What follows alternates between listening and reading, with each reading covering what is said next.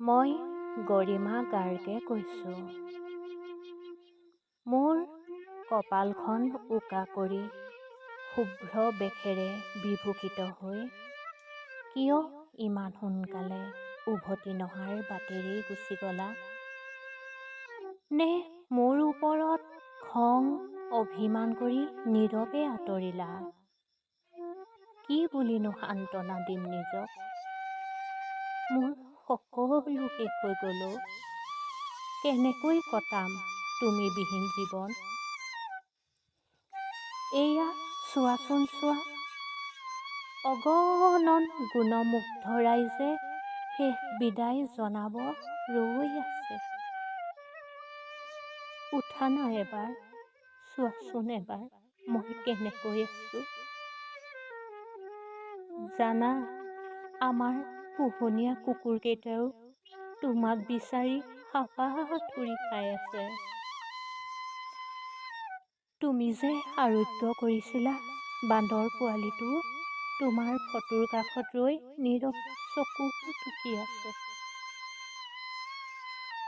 সকলোৱে আকুল হেঁপাহেৰে ৰৈ আছে তোমাক এবাৰ হেঁপাহ পলুৱাই চোৱাৰ, আৰু এবাৰ চুই চোৱাৰ।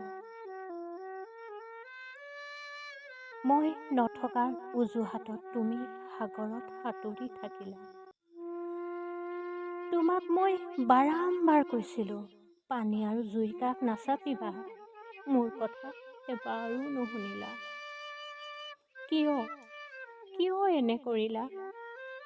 নীৰৱে নিতালে মাত এষাৰ নিদিয়াকৈও গুচি গলা। তোমাৰ শেষ মাতষাৰো নাপালোঁ মই। চোৱাচোন কিমান দুৰ্ভগীয়া মই।